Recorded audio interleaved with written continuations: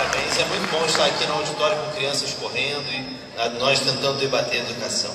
Bom, então eu primeiro gostaria de me dirigir sempre aos professores, mas hoje especialmente eu não vou falar só para os professores. Eu quero falar um pouco com os pais, para quem ainda está indeciso e para quem não conhece um pouco o projeto. Então o primeiro ponto eu acho é problematizar o nome. Quando você escuta escola sem partido, a grande maioria das pessoas vai declarar adesão, porque o nome coloca para nós uma falsa dicotomia. Ou a escola é sem partido ou a escola é com partido. Inclusive os defensores dizem que quando você é contra é porque você é a favor que a escola seja dominada por um único partido. Não é bem assim. Esse é um pouco do discurso que apela muito bem para o senso comum e coloca tudo em falsas dicotomias. Para mim esse é um projeto de escola, e um projeto de escola que remove da escola o seu caráter educacional. O que não é surpresa, porque no site do movimento, por exemplo, eles têm um livro indicado, o professor não é educador. Com relação a isso, então, para tirar essas dúvidas, quem educa, quem deixa de educar, quais são os objetivos da educação, o colega já citou, mas eu vou citar de novo porque é muito importante. Artigo 205 da nossa Constituição. Educação, direito de todos, dever do Estado e da família, será promovida e incentivada em colaboração com a sociedade. Então, não é só a família, não é só a escola, é uma tarefa colaborativa entre família, escola e sociedade. Não acho que essa briga de quem educa é só a família, é só a escola, isso não nos leva a lugar nenhum.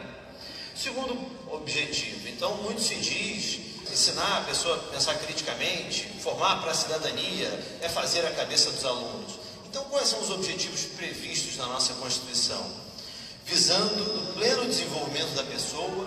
Então, como é que você vai construir esse pleno desenvolvimento sem mobilizar valores em sala de aula? Valores como o respeito à diferença, o diálogo com o outro. Além disso, o preparo para o exercício da cidadania, eu já vou voltar a esse ponto, e a qualificação para o trabalho. Então, o que eu vou tentar argumentar com vocês aqui é por que tantos professores são contra esse projeto. E vou começar, então, desconstruindo alguns dos argumentos que foram mobilizados. Primeiro, os professores alegam ignorância quando são contra o projeto Escola Sem Partido. Eu, por meu lado, vejo um outro tipo de argumentação. O nome dessa argumentação é generalização indevida. Você pega pouquíssimos casos e diz, olha aqui,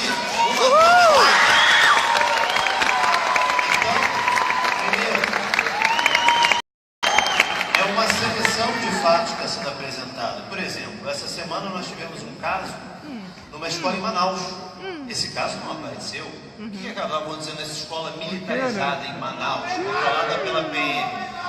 Homenagem? Eu queria ouvir então, porque o coordenador do movimento Escola Sem Partido não acha que é uma homenagem. Ele falou no site que é doutrinação ideológica. Então vocês têm que discordar dele. Tem que discordar do coordenador do movimento Escola Sem Partido. Fantástico. Então esse é um ponto. Conta o que aconteceu. Não é? O segundo elemento, então, aqui do argumento que foi mostrado, há uma pesquisa seríssima que foi revelada aqui. Eu vou então falar um pouco mais sobre essa pesquisa.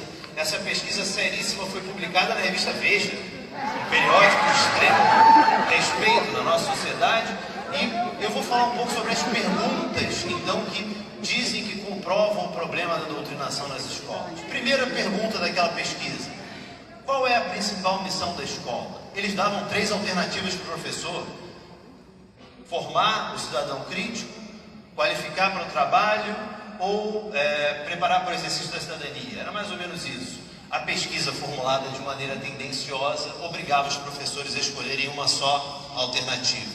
Uma grande parcela dos professores, então, identificou que o grande objetivo da escola, o principal, é formar para a cidadania.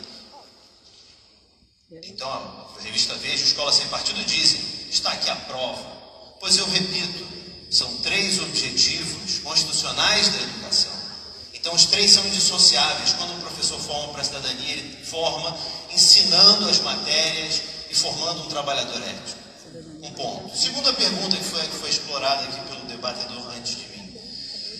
Como você avalia o seu discurso?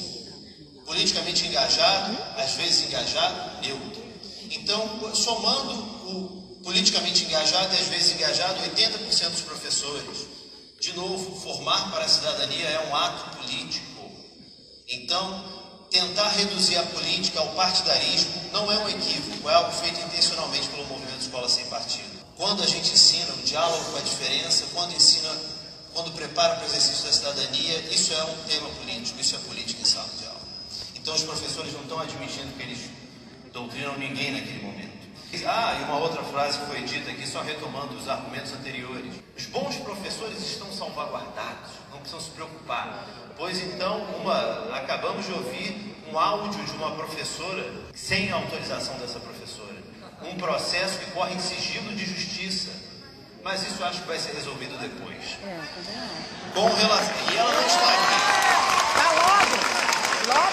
Esse é um procedimento de escola sem partido. Basta a denúncia e o professor nunca é ouvido. E ainda querem que os bons professores se sintam seguros. Bom, então eu vou desconstruir 3 argumentos que foram apresentados e são comumente apresentados. Vou começar então pelo garante elemento já previsto na Constituição.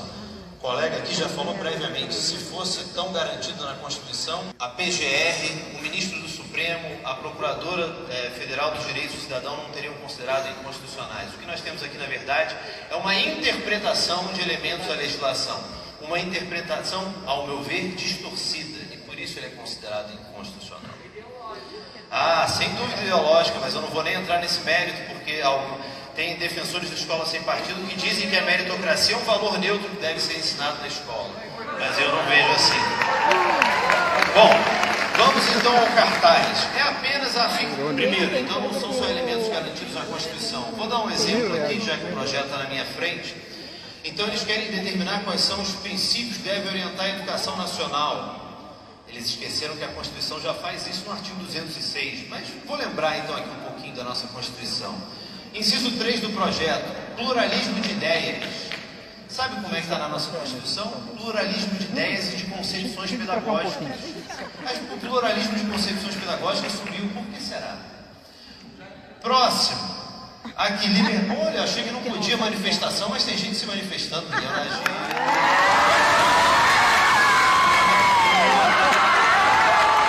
aproveitar aqui e vou usar o argumento, se a carapuça caiu e dói.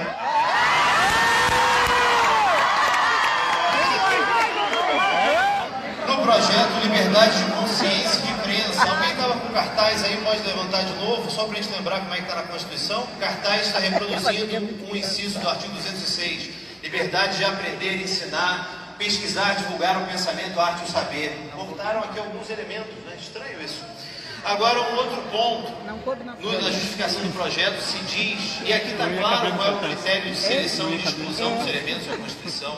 Na justificação se diz que o professor não tem liberdade de expressão no exercício da sua atividade profissional. Parece que a ONU discorda, porque a ONU fez um questionamento ao governo brasileiro perguntando se o projeto de escola sem partido não seria uma limitação indevida na liberdade de expressão dos professores. Com relação ao projeto, então, acho que já provamos que lemos e não está bem de acordo, né? É só um cartaz. Então, vamos falar um pouco sobre o cartaz. Deveres do professor. Número 1, o professor não. Número 2, o professor não. Número 3, o professor não. Número 6, o professor não. Então, uma sugestão, mudem o nome para proibições.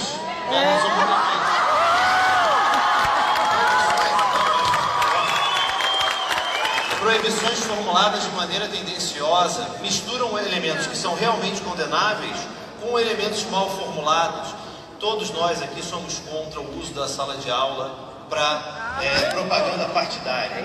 Só que a grande questão aqui é a seguinte: todos nós somos, só que o projeto não limita só isso. O projeto é de destruir a dimensão educacional da escola. Um exemplo aqui. 3. Ensinam o comunismo na escola, olha lá. Volta para a Guerra Fria! O professor não fará propaganda político-partidária, eu estou de acordo. Bem como não incitará os seus alunos a participar de manifestações, atos públicos e passeatas. Incitar, olha como está formulado, o professor deve estimular todos os alunos a se manifestarem democraticamente no espaço público. Então, isso está formulado de uma maneira tendenciosa e é por isso que os professores não concordam. Uma coisa que eu vou falar, eu já falei várias vezes em audiências públicas, mas eu acho que ninguém nunca escuta, está dito também nos documentos que foram citados. Aqui está dito, no artigo 1º do projeto, inciso 8º, O direito dos pais sobre a educação religiosa e moral dos filhos, assegurado pela Convenção Americana sobre Direitos Humanos. Eu vou tentar falar mais uma vez para ver se eles lembram isso da próxima audiência. Existe um documento complementar à Convenção Americana sobre Direitos Humanos, chama Protocolo de São Salvador. Nesse protocolo nós temos um artigo 13 que fala especificamente sobre o direito à educação. No inciso 1º ele reforça que a educação deve combater todas as formas de desigualdade e formar para a democracia. E logo no final ele diz, então os pais têm direito a que seus filhos recebam educação moral e religiosa de acordo com seus valores, desde que estejam de acordo com os princípios acima. Então o pai não tem direito de pedir que a escola não forme para o convívio democrático. A escola não tem o direito de pedir para que a escola não combata a desigualdade. Essa é a tarefa constitucional da escola. Educa em casa. Exatamente, escola laica. Agora, com relação à atuação do movimento, eles tentam dizer, olha que os projetos, e a gente não pode falar do movimento, para quem quer discutir isso aqui, eu acho muito importante. Entrem no site do Movimento Escola Sem Partido. Lá vocês vão encontrar vários elementos muito importantes sobre como eles veem a educação. Então, por exemplo, lá tem um ícone chamado Síndrome de Estocolmo. Ah, é essa mesmo. Síndrome de Estocolmo. Vergonha de ser professor. Olha lá, meu Deus. Olha só, parece que a carapuça está caindo, hein? Desculpa, vou pedir para que, pela primeira vez, quando alguém contra estava falando, houve uma manifestação. E aqui ao lado? Se acalma. Não sabe contar, Lucas? Espera acabar o debate, Vamos respeitar como até agora foi feito. E a gente respeitou todos os debatedores do contra e vamos continuar assim até o final. Então, como eu ia dizendo, no site do Movimento Escola Sem Partido você pode encontrar um ícone chamado... Estou descontando meu tempo. No site do Escola Sem Partido tem um ícone chamado Síndrome de Estocolmo, que é a síndrome no qual, para quem não lembra, é aquela síndrome no qual alguém foi capturado ou sequestrado se apega emocionalmente ao seu captor. E o que diz o site? Então, quando um aluno defende o seu professor contra uma acusação, é porque ele estaria sendo vítima de um sequestro intelectual. Veja bem como esse movimento consegue a relação entre professor e aluno. Então, tudo isso é muito importante. Nós precisamos... Não. Olha só, mas... Mais uma participação. É difícil de continuar assim, muita gente... O pessoal vamos fazer a nossa parte. Vamos esperar, deixa ele terminar. Deixa ele concluir, por favor. Bom, pessoal, pode continuar. Obrigado. Então, só para concluir, esse foi um pouco a argumentação para aqueles que estão em dúvida, não conhecem, para que entendam um pouco por que os professores são contra esse projeto. Esse projeto, todos os professores são contra o uso da sala de aula para propaganda partidária. A grande questão é que esse projeto ele não limita só isso, ele limita muito mais. Ao ver de todos nós, da maioria de nós pelo menos, é um projeto que ameaça a educação democrática.